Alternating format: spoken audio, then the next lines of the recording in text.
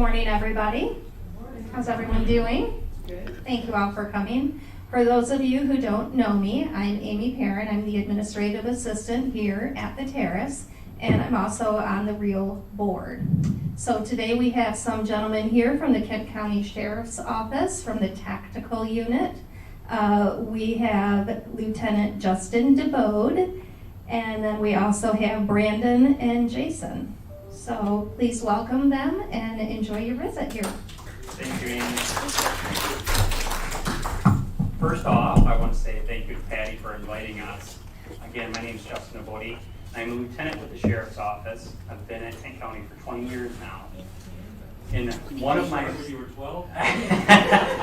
I've been blessed with, I guess, good genetics. I'll thank my parents for that. This job hasn't aged me too much over the last 20 years, but part of my role and responsibility at the Sheriff's Office is the commander of our tactical team. We call it TAC. It stands for Tactical Apprehension and Confrontation Team, but it's synonymous with SWAT.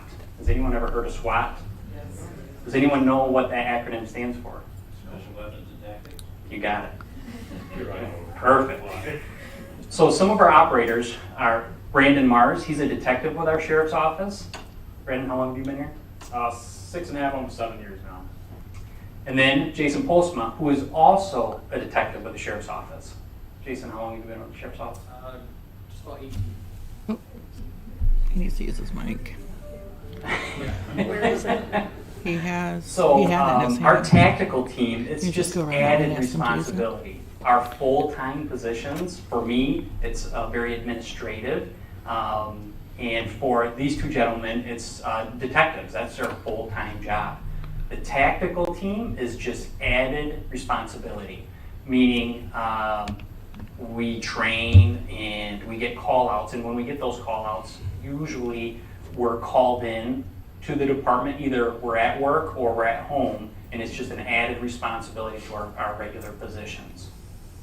So the breakdown of our team, and I'll stop before we really get into the makeup of our team. Is if anyone has any questions, just raise your hand. This is very informal, so if you have questions or I'm not explaining something to your liking, just let me know and we'll answer it. But the breakup of our team, we have 25 operators. Of those operators, we have a team commander, an assistant team commander, team leaders, and operators. So 25 members from the department, and then we have a 5-person negotiator team, which also falls under the umbrella of the TAC team.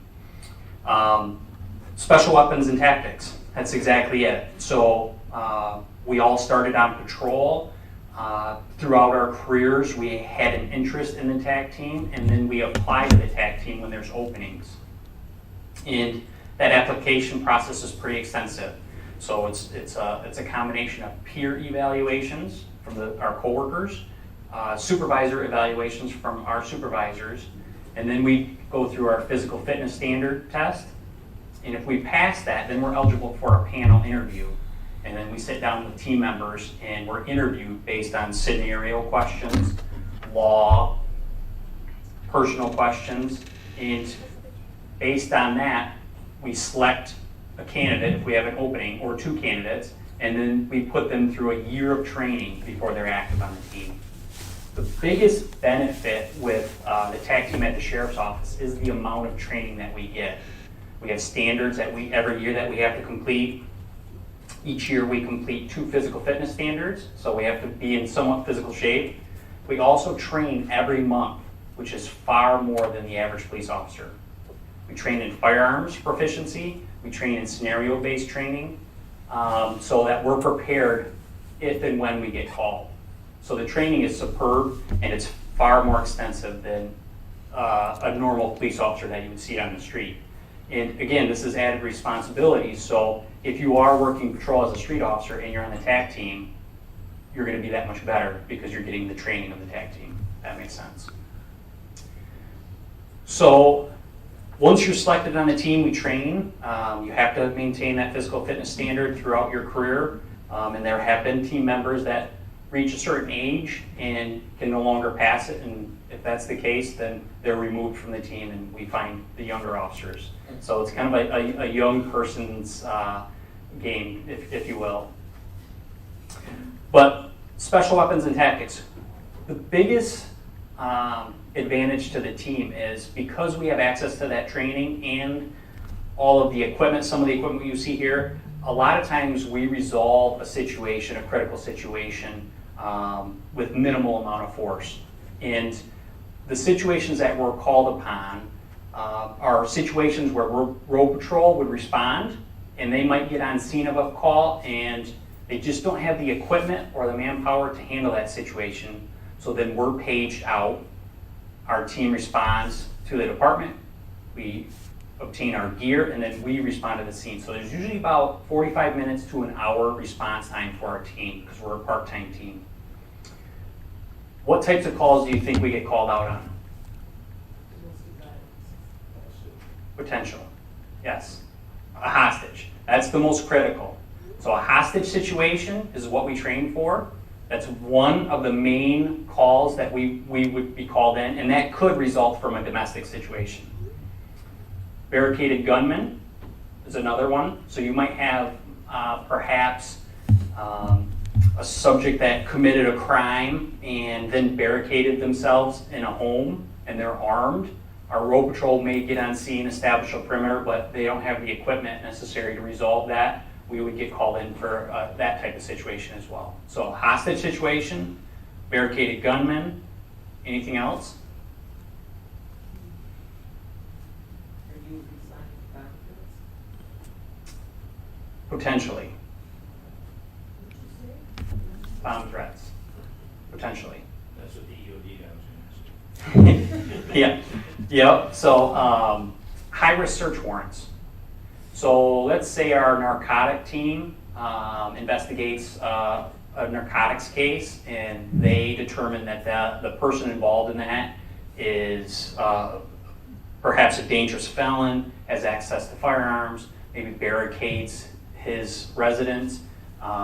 Those are kind of pre-planned events. We may be utilized for that type of situation as well, a high-risk search warrant. And lastly, we also do dignitary protection.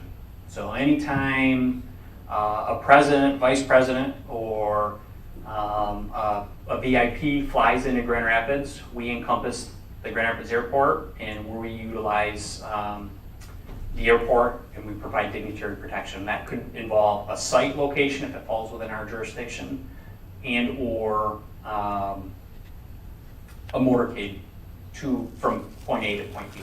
So those are the four main types of situations that we are activated on. You mentioned a bomb threat. Potentially we have a K9, a bomb K9 that would respond to that. Road patrol typically would handle that situation if it was contained in like a school, for example. We wouldn't necessarily be activated. But if it turned into something critical or the bomb actually activated or we were actually actively looking for a subject, we might be called in for that as well. Does that make sense? Are there any ex-EOD guys in your team? It's a good question. We have a contingent of military personnel on our team.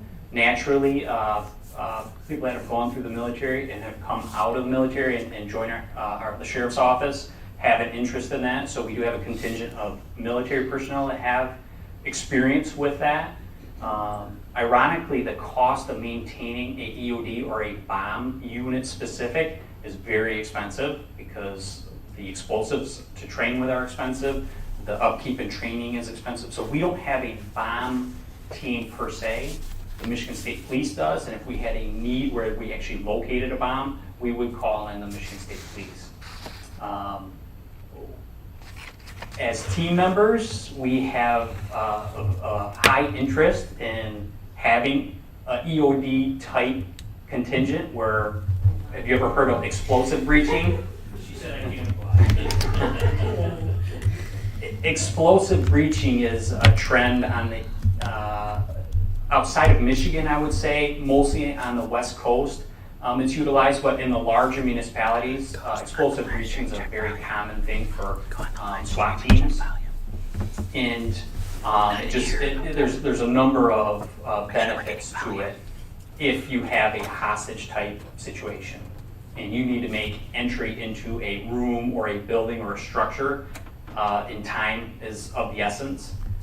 An explosive breach is ultimately the way to go. We don't have that capability. In fact, I'm not aware of anyone in West Michigan that does. The Michigan State Police, they do, but I haven't heard of a situation, especially recent, where they've utilized that.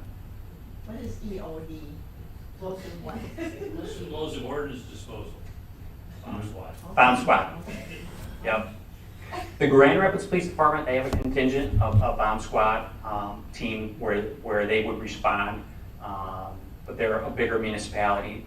Grand Rapids has what we call is kind of like a full-time team, where their SRT, they call it the SRT Special Response Team, is on duty for their shifts, so they have their gear with them for a quicker response. We just don't have the call volume or need for that at our agency. And most agencies in West Michigan have some type of SWAT team, that being Kentwood, Wyoming, Walker, Grand Rapids. So each department has their own. It varies in size and numbers. Any other questions? How many calls do you average in a month or a year? So it varies, but we do track that annually. This year, for example, the Sheriff's Department alone, we've had 5 call-outs. 3 of those were high-risk search warrants for homicide suspects.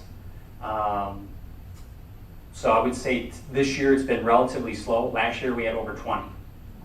So on average, I would say 10 is a safe number from year to year. And again, the calls range to VIP protection, to high-risk search warrants. Rarely do we have a hostage call out, however. I can think of, over the last 2 years, us only responding to 1, and that was to assist another agency. That was the Wyoming Police Department that we assisted on. And that was a legitimate hostage type situation. So those are the numbers in a nutshell. Any other questions before I dive into some of our equipment? Yes? Did the COVID shutdown increase your calls at all? I wouldn't say COVID by itself alone contributed to it, but last year the civil unrest kept us busy, and I wouldn't say that was a direct result of COVID, but maybe COVID played a role in it. The biggest impact that COVID had with our team and our agency was training. We had to take precautions in our training.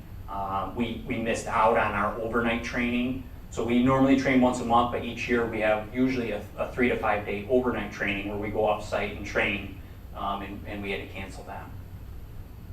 Good question. Do I have any military personnel in the audience?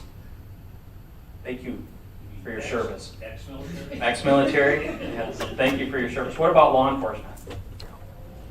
Anyone from law enforcement? Matthew? Go right. Well, thank you for your service. Any other questions?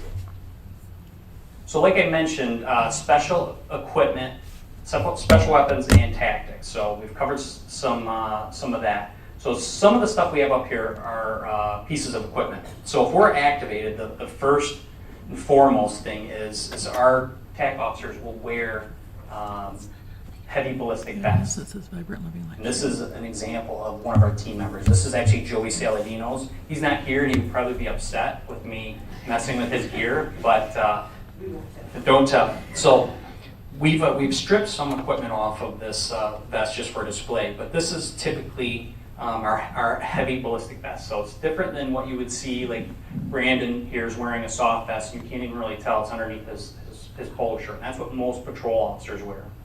This is considered our heavy vest. So the ballistic capabilities of this offer far more protection, but the downside is it's far more heavy. What's your weight? By all means. What, about 50 pounds? Yes, so when this is all what we call is kitted out, it's about 50 pounds of extra gear. The important thing is there's hard rifle plates in here. So not only do we get handgun ballistic protection with our soft body armor, which has soft body armor as well, but it also has rifle plates. So it will protect against several rifle rounds as well. Typically the situations we're getting called into involve a weapon of some sort. And if you're interested, feel free afterwards to come up and feel how heavy that is. Yeah.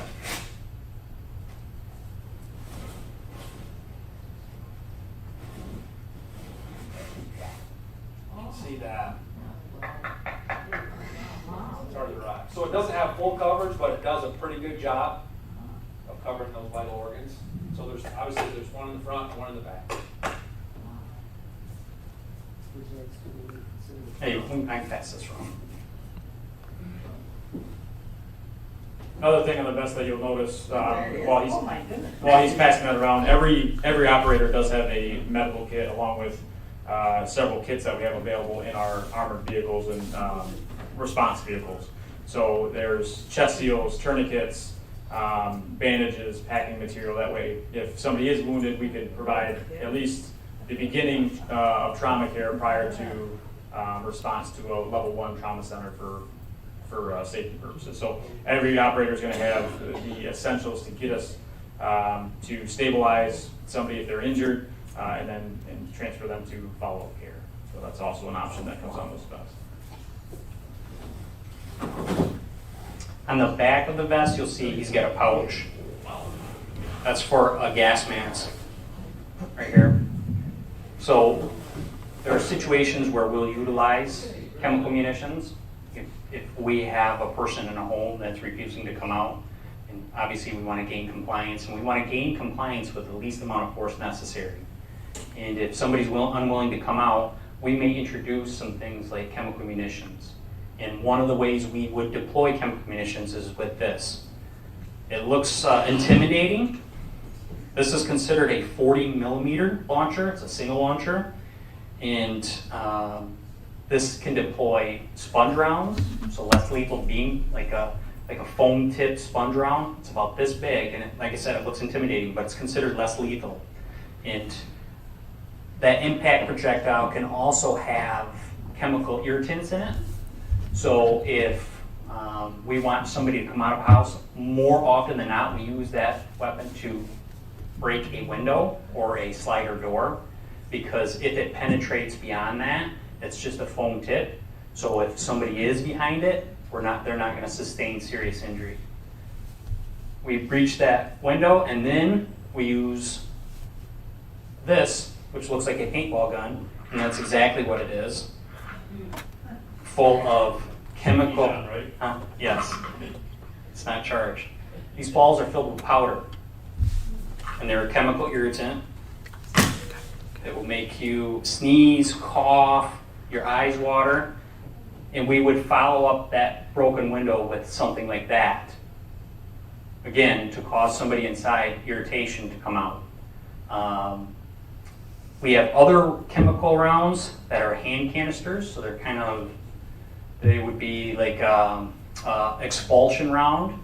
They're non-flammable, but we may toss that in a window as well, and then it bursts and it disperses powder in the air that causes irritation to your skin, to your eyes. And again, the goal is to get that person to come out of the house and gain compliance.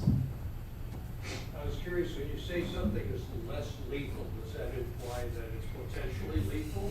It's a great question. Yes. So the foam round, for example, there are some rounds that are barricade penetrating rounds. Those would be considered lethal.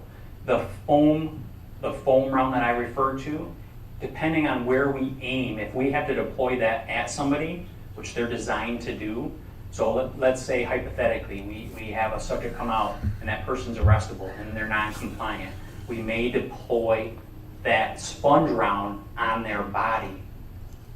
If we aim for the head, neck, areas of that such, that would be considered lethal force. Now, would it cause lethality? Maybe not, but it's considered lethal force. So that's why we refer to it as less lethal. And it's dependent on where so usually if we're going to deploy an impact round on somebody's body, we're looking at large muscle areas. So their thighs, their hamstrings, their buttocks, those areas. Part of your training, do you do target practice with those? Mm-hmm. they're actually fairly accurate, surprisingly. Again, more often than not, those are deployed, when I think of over the last 15 years of being on the team, it's usually to break a window out. Sometimes it's to disable an exterior camera on a home. Maybe they have surveillance camera on their home, so we will use it to knock off a camera. And again, surprisingly, it's very accurate. Range, usually, if we were going to deploy that on a person, probably not further than 30 yards, but it has range capabilities of up to 50, pretty accurate. But that'll have an arc stroke only go 50, right? You won't even see it. No good. I mean, it launches. Yeah. So normally when we're in a range setting, if we're practicing and we're shooting it at a target, more times than not, you're not going to see. You might see it bounce back, but it packs a punch. I've heard it described as like a 90-mile-an-hour fastball. So. Yeah, during the January 6th insurrection, a lot of talk about flashbangs. What exactly is a flashbang? Yes, so I don't have a flashbang here. They're flash, sound, noise, diversionary devices. So it's been described as a grenade, if you will, but it is nothing like a grenade. It does not, the canister itself does not explode, creating shrapnel. What it is it's a hand canister. It's ported at the bottom and it's ported at the top. And if I were to toss it here, it would have a loud sound. It would be extremely bright, and there would be some smoke with it. It's meant for distraction. So in the instruction, sometimes they would toss them into the crowd to create disbursement. They also have some that are aerial, where they can shoot them out of a 40 millimeter into the air, and then they go off in the air. So there's been a lot of scrutiny with flashbangs. Teams have overused them in certain situations. We have a requirement. If we were going to use them, they're pre-planning, and a lot of times it would be a search warrant type thing, or maybe an officer rescue. But where we toss them, we do not toss them inside because they are flammable. And there's been tragedies across the country where people have been injured. There's been officers that have been killed from them trying to reinsert a pin. One went off, and so they depending on the situation, they can be deadly. What if you shot all those chemicals into the house or whatever, they don't come out? How do you protect yourself? Do you have to go in and? That's why we have the gas masks on. And quite honestly, you guys may have heard Ottawa County recently had a barricaded subject a couple days ago. They utilize chemical munitions to gain compliance with that person. So we do train in these. Obviously, wearing these is a little bit different than having just your normal eye protection on. So using a weapon or a device, it's definitely something that we need to train on. But this is a gas mask for that specific situation. Quick story. Yeah. Story time. Years ago, when I was an intern, they needed volunteers in the jail to set up a fake inmate riot. Okay, so we were in a area. It's called a day room. It's about the size of this, and a bunch of us put on what they call jail greens, which is what the inmates all wear, right? And we were going to be the rioters. So we were only allowed access to whatever an inmate would have, which is make use of everything you can. So we were wetting toilet paper balls, and we were finding magazines and any object we could throw. So we were causing a scene in there. The team came in, and a bunch of us, we were young, probably like 20 years old. We're like, we're not going to let those guys in here, and don't care what they do, we're not giving up, right? Well, they cracked the door, and all I saw was the barrel of this thing poke in, and they started shooting this thing, and immediately every single volunteer started waving the white flag saying, "Get me out of here," because it was that bad. So that is a very, very effective tool. Without a doubt. Another thing we might use this for, if before we were to make entry into a house, and let's say there is somebody armed in there, but we didn't know if they were still alive, we could deploy that tool from the outside under the cover of our armored vehicle into that house to see if we get any coughing or any reaction to determine, well, is that person still alive or not? Have they taken their own life, for example? So that's another capability of that. We also have a lot of technology, and that continues to improve. Tactics have always changed since I've been on. When I first got on the team, we were very covert, very secretive. We would covertly set up a perimeter around a house, and we would be in camouflage. We wouldn't want to be known to the homeowner. We would gather intelligence, watching. Now it's completely opposite. We have armored vehicles, so we don't necessarily get out into the woods covertly. We pretty much just drive right through the driveway, and we set up around the house with our armored vehicles, and we turn our lights on, and we make announcements, and we make all this ruckus. So there's no secret that we're on scene. So tactics have evolved. Also, what has evolved is our technology. We have access to a lot of different things. This is one. This is called a camera ball. We can hook this up to a tether, and we could launch it.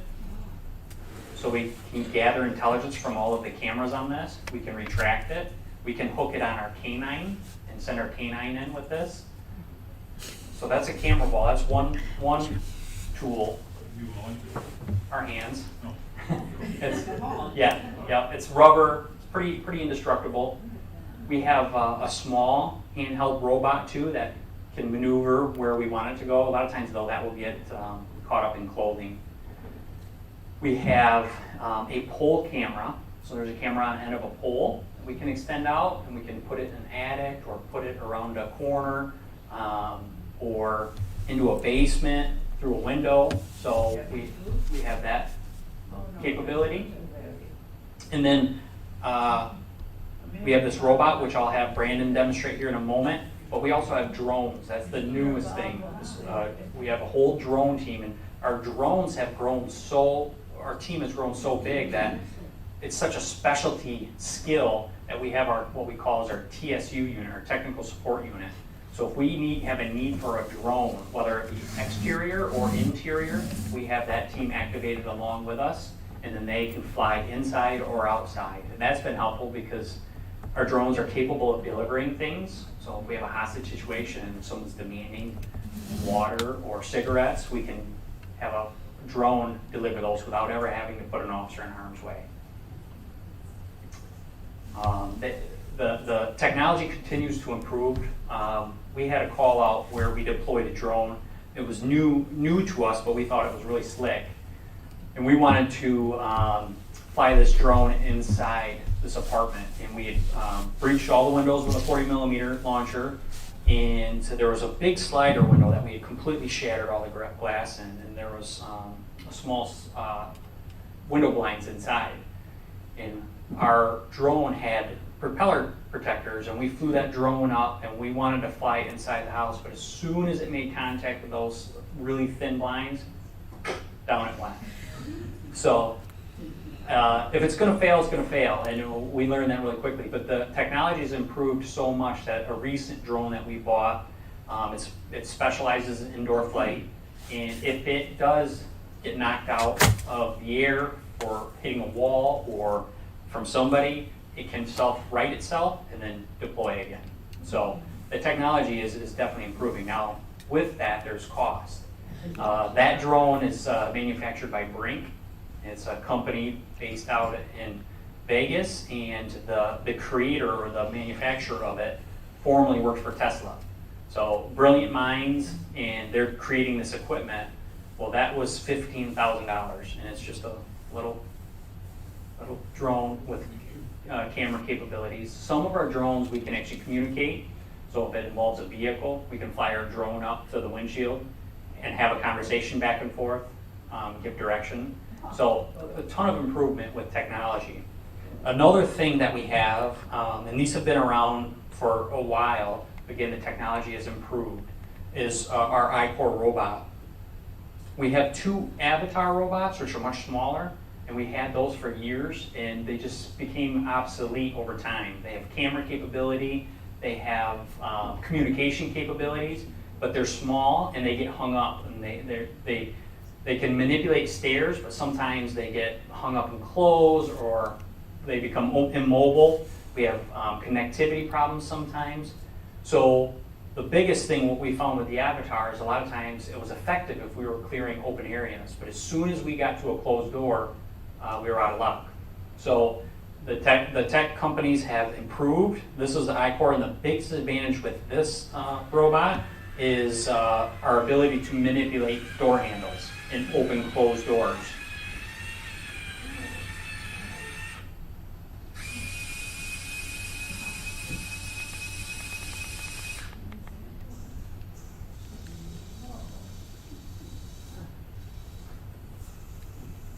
So what you'll see with the robot here, obviously, Lieutenant said we can open doors, we can grasp objects if we want to enter into a structure where somebody's demanding a cell phone, or we need to get a cell phone to that person because we have no communication access to them.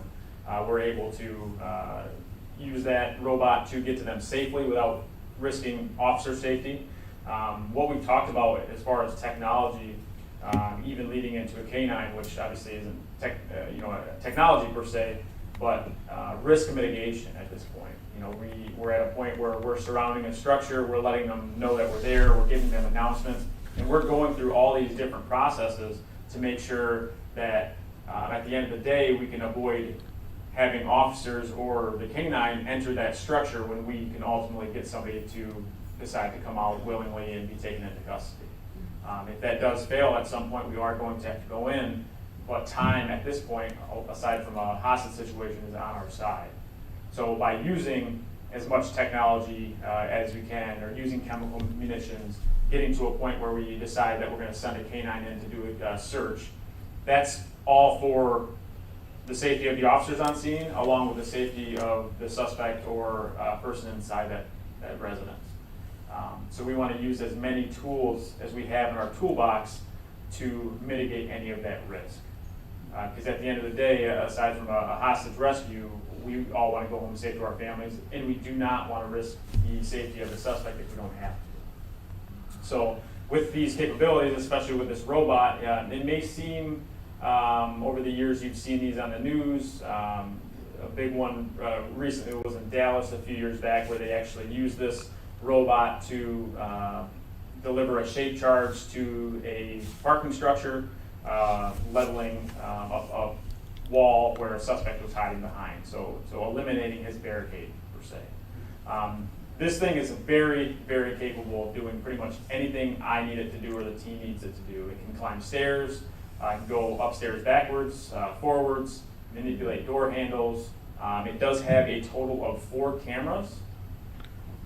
And these, well, actually, it'll be 4 cameras total. We got one here, which is just a upright camera. It gives me a good look of what my arm is doing, what the legs are doing. It has a rear camera, forward camera, and then there is a camera directly on the arm itself. So I'm able to manipulate what I need to do, because at the end of the day, I'm not inside the structure. I have to do this by what I see in my screen.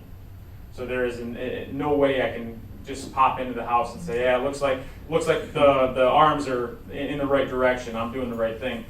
The depth perception is something that you obviously have to get used to. But this tool alone mitigates a lot of that risk that we have. You know, Ian mentioned another robot that has difficulty when it gets caught up on clothing, any obstructions within the house. This will either remove by use of the arm, or I can climb right over them. It's an amazing tool. It has infrared, has lights, whatever I need it to do. The other benefit we have, and I don't have the headset right now, I can hook a headset to this remote and actually communicate through the robot to whoever's inside the house. So if I locate a subject in the room, they see the robot, obviously, I'm able to speak with them through that device. They are able to respond back, and then we can have a conversation and hopefully work some things out. Because not everybody's going to want to talk to us on the phone. Not everybody's going to have access to a cell phone. And unfortunately, these days, most people don't have house phones. Where when I grew up, where you guys grew up, you had a house phone. You know, you had a 20-foot cord that you can connect to your phone, and you'd walk around. You'd have a cordless phone. But most people right now are operating with cell phones and cell phones alone. those go dead. Sometimes we don't have the phone numbers, so allowing us access to communicate to somebody is beneficial to us on scene. Does it ever have any weapons? What's that? Does it ever have any weapons? This actually comes capable with a breaching device. We didn't purchase that. Basically, it's an impact projectile that could go through walls. If you think about an interior door where craftsmanship has gone to the wind, where it's just a piece of wood with a space in between it, some kind of filler, it would actually go through that. This robot alone, just by sheer weight, and I have tested it by accident, can go through that door if it needs to. But those are some of the things we plan on. We do have to be in situations where we can't always be gentle with things. And obviously this robot's in that residence or in that mobile home by itself, and occasionally things are going to get run into and broken. But it is a very, very valuable device. What do you think the cost of the iCore robot? 50 to 75? How much? 50 to 75 range? So $45,000 sticker price. Who makes it? iCore is actually a company out of Canada. What's her name? Honestly, we haven't quite figured that out yet. We've been in discussion. I will say that from a military background, I was in the Marine Corps, deployed overseas to Afghanistan and Iraq. This is a newer version of what we used back then. Way more features, a lot more reliable. But when we were overseas, obviously the risk of improvised explosive devices, unexploded ordnance, EOD technicians would use this for the most part. However, infantry units also had the ability to use that, and this is something that we did have, or something similar when we were over there. So the technology has evolved. Unfortunately, when it comes to wartime, and I'm sure your veterans know this, usually post-war or during the war, there's advancements in technology that come into the civilian sector as far as law enforcement, federal agencies, and there's also improvements in trauma care. So from World War II, World War I, Vietnam, etc., that medical care transferred back home into the hospitals, into the trauma centers. And the same thing has gone from the Gulf War forward, where we're learning things, unfortunately. It's at a cost of human life, unfortunately. But that allows us to be safer at home and our troops to be safer in further conflicts. Sure. Questions on the iCore robot? Can you go up to step one? Yeah.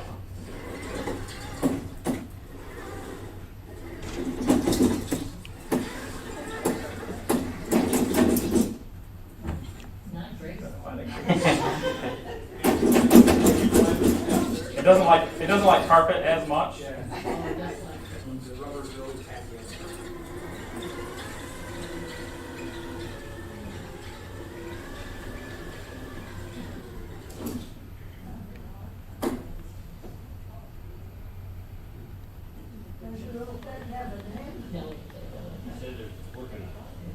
Any suggestions or recommendations?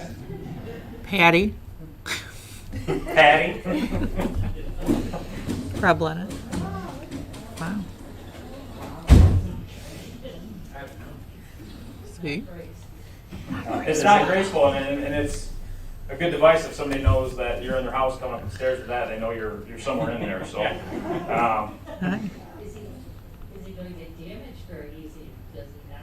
Well, you can talk about the first practice. we one of our other operators, I won't name Lucas. We are pretty new to this. We trained on it, but we're not sure of its exact capabilities. I've done extensive training on it. I've utilized it in a number of houses and trailers since then. But it can be a little finicky as far as climbing stairs. The first call out we did use it, we were met by a landing stoop, much smaller than this, and it did take a little tumble and flipped over on itself. So we do have to account for that. Sometimes that means approaching the device with a group with a shield, righting the device, and letting it go further. But it does happen. It's very accident prone if you do not know how to use it. As far as damage, it is built like a tank. We're not worried about it getting scratched. It's kind of like that new car, that first scratch you get on it, you feel a little bit better for the remainder. But we babied it for a while. It has seen some dents and some scratches, and it's tumbled down some stairs since then. Is it insured? How much does it weigh? It's pretty heavy. I can't say it's probably about 45 pounds. So that's why it does carry a lot of weight behind it. You know, I'm talking about going through doors and getting over material. It's a very heavy piece of equipment. Thankfully, we don't have to carry it very far. If we need to, we've got this roller bin to remove and utilize it. But it is definitely heavy. Yeah, but it's a tool I think that will serve our team well. And it's probably one of my favorite as far as technology-wise, based on the amount of things it can do. How is it when it's wet? We haven't had any issues with it. It's wet. It's sealed up pretty well. The only issue you may have is just some of the slippery surfaces, whether it be grass or carpet, what have you. But it can go through knee-high grass. It really, nothing stops it. Not that I found yet. Turn the hose on and it wouldn't care. Wouldn't care at all. Yeah, it's meant to be outside. It's meant to be abused. It's meant to take damage. And obviously we'll take care of it as much as possible, but the more we use it, the more we're going to get little nicks and dings on it. But as far as weathering, Fitness standards that you have to meet Yes. each year. Could you tell us a little bit more about Yeah. those? What are they? So the fitness standards that we have, and you, for our new applicants, they have to be able to pass. We won't even consider interviewing somebody unless they're able to pass that. So it's a combination. It's based on the Cooper standards. So it involves push-ups, the amount of push-ups you can do in a minute. Or push-ups are unlimited. The amount of push-ups you can do sustained consistently. You can't stop. The minimum standard for push-ups, correct me if I'm wrong, guys, 30. Minimum standard for sit-ups in a minute, 30. So we have to do continuous sit-ups. That's timed to a minute. A 1.5 mile run in under 14 minutes. A 300-meter sprint in under 60 seconds. And high jump. And the minimum standard on the high jump is 14. Not a full pack. Huh? Not full. Not full pack. Now that being said, a lot of our guidance comes from the NTOA, which is the National Tactical Officers Association, and they recently implemented a fitness test that they recommend, and that is in full kit. And it's more of a like a CrossFit type workout. Do you have any women in your group, and what's the age limit? So we do not have any age limits, but as you'll see with the equipment, usually that handles itself. We currently do not have a female on the team, however we did. Lindsay Moorhead, who's a detective assigned to the DEA, was on our team for nearly 5 years.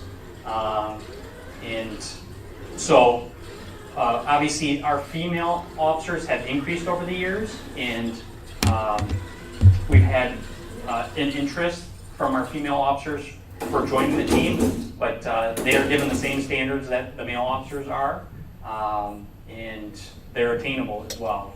Like I said, Lindsay Moorhead was on the team. She was a great operator. The only reason she got off the team is she accepted a K-9 and had, with taking on a K-9 responsibility, it was just too much to maintain the tactical team as well. Real quick, LT. Yeah. And as far as that physical standard, Lindsay, I believe, actually holds the record on our team for sit-ups, if I'm She not does. mistaken. She's doing, it was over one Over sit-up per 60. second for 60 seconds. So I think she was in the low 60s. Yep, like 64, 66 maybe. Yeah.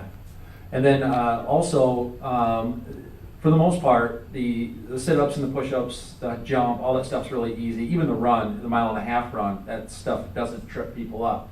But it's that 300-meter sprint that we keep bugging him to get rid of. Because that one hurts, because you have to go as hard as you can or you will not make it. So it's about 3/4 of the way around a track. The problem with it is you just got done doing your 1.5 miles, and then typically you walk halfway around the track, you line up, and then you have to give it everything you got. So there's that's got a few people, and it's the one that we certainly avoid if possible. It's caused a few injuries over the year. We could run that. As far as the fitness standards, obviously those are important. We're carrying around a 50-pound vest. Sometimes we're on these scenes for several hours. Aside from just the physical stamina that you need, there's a lot of mental stamina involved in what we do. When you look at our team, you are seeing the future leaders of the department, and we're given a very long leash to make sure that we're accomplishing our specific job tasks, working well as a team, being well aware of any critical thinking that we need to do. So while physical fitness is important, and that's kind of a staple that leads into being on the team and something that we have to retest throughout the year, just the sheer mental stamina and some of the stressors that we are involved in as far as training and some of these call-outs, that's another thing that we have to look for as operators to ensure that our team is up to speed. And if that means somebody is tasked too much as far as other job responsibilities, that's something that we look at, and a lot of people will do some self-discovery and decide if continuing on the team is going to be a benefit to the team or not. So that mental side of it is very important as well. Is that mental side tested at all before staff members? Well, our police department in the state of Michigan does require a mental evaluation prior to being accredited as a law enforcement officer. Obviously, with the peer evals, the supervisor evals, they take some of those things into account. Are you willing to accept feedback, or do you work well with your partners? Are you sympathetic to some of the citizens that we are involved in as far as calls for service? So yeah, that's something that that we do take into account. We also have access to something called Encompass, which allows us, if we're having any issues with anything, we can schedule appointments with them. That's something that the department and Encompass offers us, because as far as physical health is concerned, mental health is very important to us as well. So it's not something we take lightly. Is that a counseling kind of thing? Yes, absolutely. Yeah. We also have a built-in team, a CISM team of sorts that is made up of members of the department, whether from dispatch or the road patrol, that will ultimately work with you to kind of help navigate some of the issues. Because at the end of the day, as operators and as law enforcement personnel, you do see things that you're not necessarily accustomed to. So we do take that into consideration as far as operational readiness, as well say. Do you have a sniper on your team? We do. We do have several snipers. I think you'd be able to attest to that more than I would. Yeah. So that's a great question. I remember for the interview for the team, they kind of asked an open-ended question about what your goals were as far as the team and what you wanted to do. And I grew up out in the woods with my dad, hunting, learning how to stay hidden, all that stuff. So that sniper role always appealed to me. So I remember in that initial interview, 12 years ago, that was the route that I wanted to take. And through the years, I think this is my 12th year as a sniper on the team. It's been a great experience. There are 4 of us right now. It's fluctuating between 4 and 6. Is there 5 now? 5 currently. You have to go to a sniper school. It's about a week long. The one that I did was in Lansing. They're very strict standards. Out of all the trainings I've been through, that one was one of the more difficult ones. It does not have a 100% success rate as far as being able to pass it. And it's pretty strenuous because every time you shoot a volley of shots, say from 150 yards, you're not allowed to walk up to check your target. You have to run. So day after day, volley after volley, you're running to go check your targets, because if you were to walk for a week, you wouldn't get near as much done. So by the time the class is over, you're ready to go home and you're done with it. But it's been a great experience. So yeah, we do. And most teams have a sniper team. Some train more than others. Ours, actually, we have a pretty high standard as far as just the sniper team. We train 6 times a year. And we always have to maintain that 100% standard. So, yep. What's the farthest distance from target you have to shoot when training? There is a course, a range up in Lake City, Michigan, just north of town up there. That's a 1,000-yard range. And we go up there once a year, typically, and we practice on that 1,000-yard range. So 1,000 yards is generally it. But interestingly enough, as far as police sniper engagements go, the average police shooting, if a sniper is involved, is only about 62 to 66 yards. And the reason for that is because it's often done in an urban environment where you simply can't see. So we do a lot of training, strangely enough, with a gun that's capable to shoot 1,000 yards, but we'll shoot it at 10 yards. So that we know in the event that the suspect exposes himself really close and you're in the backyard, that you can make that shot, or if you have a hostage taker, and you can make that shot. So you have to know where your point of aim, point of impact is from very close yardage, as well as 1,000 yards. So that's just something I think that's a little bit different between military sniping, where oftentimes that's probably going to be a little bit longer, and urban police sniping, which is oftentimes a little bit closer. So it's a .308 caliber also that we're shooting. So. Did you think growing up on video games would turn into I actually was not allowed video games. Usually my day consisted of waking up, making breakfast, lunch, leaving until the sun was about to come down, and I'll head home for dinner. So I spent most of my time in the woods as well. But yeah, absolutely. Is there really a shoot to kill, or can you shoot somebody in the leg or something like that? I mean, I know it's fast things. Yeah, so that's a great question, and it comes up a lot anytime you see on the news that there may be a controversial shooting, like why didn't you shoot that person in the leg? Well, what you need to understand is if you are shooting your gun in a chaotic situation, it's very difficult to pick out a very specific smaller portion of the body. And let's say you were only going to try to hit in the leg, but now you accidentally hit them in the chest and now you killed them. So anytime you're actually pulling the trigger on your gun, that has to be a lethal force situation, or you shouldn't be using that tool. You go to a different tool. So the idea of, I think the percentages of hits in a police-involved shooting is less than 50%. It might be less than 20%, right? It's really low. So there's room for a mistake to happen if you're only going for a leg shot, right? Because then you might hit and kill somebody that you shouldn't have even been shooting at. So if you're shooting, that should be a lethal force and you're trying to kill that person, or you shouldn't be shooting at all and you need to go with your other tools. So it's a great question, and it comes up a lot. And with our tools, a standard police officer most often not is carrying a handgun. A handgun, in relation to what other types of weapons are out there, is a terrible shooting platform. The performance of a handgun and a handgun ammunition is in comparison to other weapons is terrible. On the team, our primary weapon is a .223 caliber short-barreled rifle. That's what we primarily carry. Now we all have our sidearm handgun, and we would use our handgun if our primary rifle went down or had a jam or went empty. We would transition to our pistol, but a rifle is far more accurate, far more effective.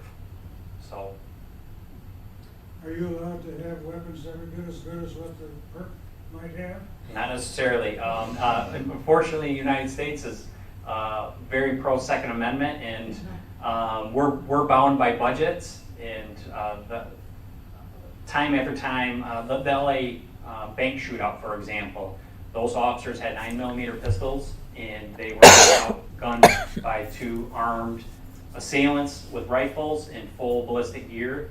And that shootout, LA shootout, went on for hours, to the point where the officers went to a local gun store to get upgrades in weaponry. So, Your own credit card? currently, our officers carry 9mm. We just transitioned from a .40 caliber. The ammunition has improved enough where the penetration and ballistic performance from a 9mm is very comparable to a .40 caliber. And a 9mm handgun is much more comfortable to shoot for our officers, especially our smaller officers, and it has more capacity in terms of rounds. So there's several benefits to it. So we switch with most departments across the U.S. are transitioning back to the 9mm handgun. But again, in comparison to a rifle, a handgun is much more poor performance and accuracy. I was wondering, what's the ratio of men on your personnel team and women? So right now, they're all males on the operators. We do have 2 female negotiators. And we, like I mentioned, we had 1 female TAC operator that was in the same role as these 2, but she left the team, it's probably been a year and a half, 2 years now, 2 years. So it's a male-dominated, but law enforcement traditionally is male-dominated. Just over the last several years, probably last 5 years, 5 to 10, we've seen an increase in female police officers, not only at our agency but across the nation. So there's more females getting into this line of work, and they bring a skill set that males just do not have in situations. So we're blessed to have as many females that work at the sheriff's office that we do. Our sheriff is a female, and we have detectives that are females, supervisors that are females. So again, We really do appreciate you guys, and we hope you know that with all the publicity and you know, bad press. You know, I think that's a minority. well, I appreciate that, and I will concur with you. In West Michigan, we're blessed. We have a lot of support from our community, and some of the national trends don't necessarily come to West Michigan. For us, that's a good thing. Get back to that ball camera. I know it's got multiple lenses. How do you receive what that thing sends? So, you want to talk about that? It's an app on our phone, and you can switch. You can switch to what camera that you want focused on, because it has multiple cameras, and it just depends on how it lands and what position that you need. But it's an app on our phone, and we can switch to what camera we want highlighted. And speaking with the ball camera itself, he did mention that we have a harness that attaches to our canine, because we do have a canine assigned to our team. So that harness goes directly on his back. The ball camera will sit strapped in there. That way we're able to view what the dog is seeing as it goes through the structure. So it's a very unique tool. One of the many cameras that we do use. The other option we do have available to us, and all our officers and our TAC operators have, are body-worn cameras now. So we do have the ability, if necessary, to detach that body-worn camera, attach it to a pole, send that into a structure, into a window, down a hallway, and we can actually watch that remotely from either a cell phone or a TV device. That way we have a better eye of what's going on without actually putting anybody at risk. So these are, I mean, the cameras are very important for us to get an overall idea of what kind of situation we're going into, and give us a little bit more intelligence so we're safely entering that structure if we need to. I do believe your head's the most important protection. And that's what that helmet is for. But it seems like it's not enough to me. So the design of this helmet, player has more protection than that. the design of this helmet, the reason that it's cut out for the ears, a lot of teams will wear earmuffs on missions so they can hear and transmit on the radio. So that's the reason for the cutout. And this is obviously ballistic capable, but as you'll see with our vests and our helmets, there are areas of exposure. So regardless, there's always inherent risk in law enforcement, and the team members are fully aware of it. We don't dwell on it. It's honestly, I've never lost any sleep over coming to work each day. I love what I do, and it's something that I would do again if given the opportunity. So, Thank you. so we have. I just had one question. I remember years back when they had a hostage situation, and it was on the scanner, and you could actually listen to you guys. Is that still happening? Yeah, so we just switched over to from VHS to 800 megahertz, and so it'd be more difficult now with our new system. In fact, I think some media reps wanted access to it. I don't know where that stands currently. Historically under VHS, yes, you could listen to our TAC channels. Our TAC communication wouldn't be, it would be encrypted. But a patrol officer, or what we call our F1 and F2 dispatch, you could, so you would hear portions of it.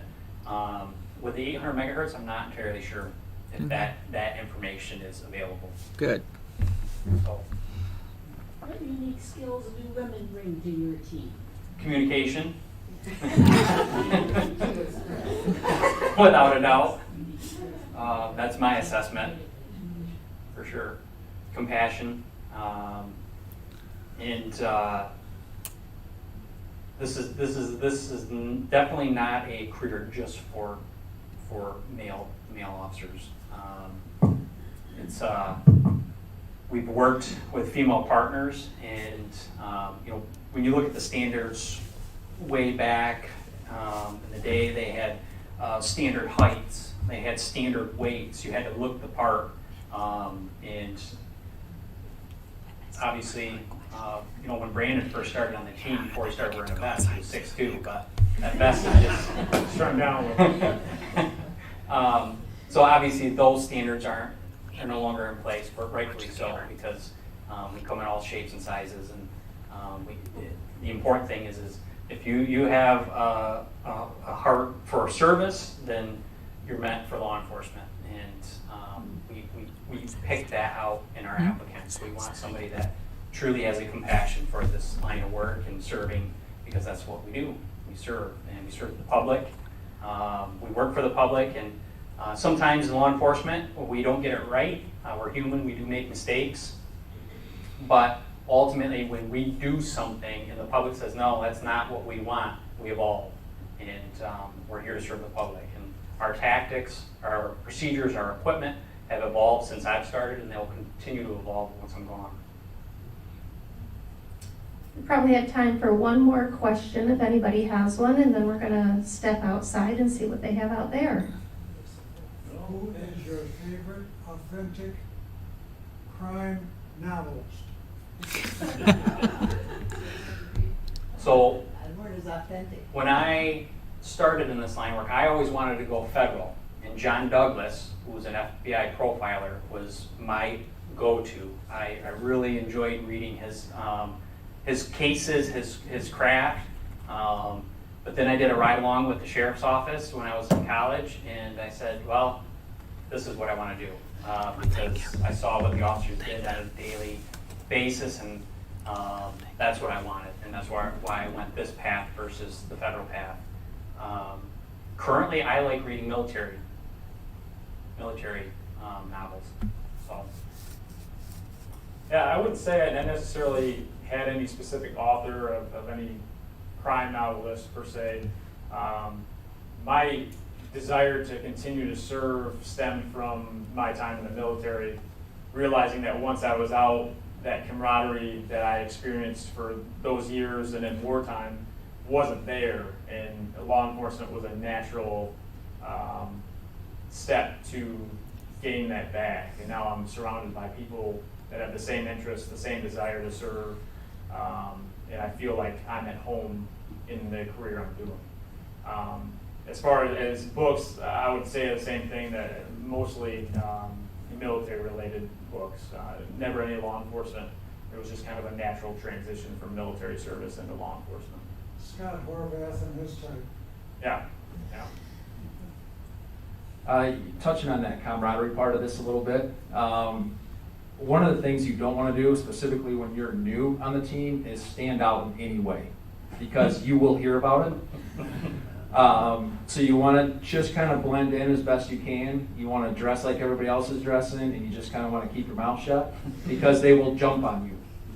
But that camaraderie, it kind of gets ingrained in you, and you just learn to love it, and you take it with a grain of salt, and you have thick skin, and you can't get offended, and you just go with it. And when you get used to that environment is what, when the time comes to get off the team, that's why you'll see grown men stand here and cry on their last day. So you can't replace that. You learn that from experience? Yeah. I've been on the team for 12 years, and I've seen a lot of guys reached the point where maybe they're changing jobs or they're just not physically able anymore. And those have been some tough final speeches to watch, they really have, so. So we have our armored vehicle parked out front. For those that are interested, feel free to come out and we'll let you take a look at what that looks like. It's called our sand cap. It's made from a company here locally in Walker, Michigan. Poisson is the company that manufactures it, and we'll go out. It's a completely armored vehicle. Okay, do we have a round of applause for these guys?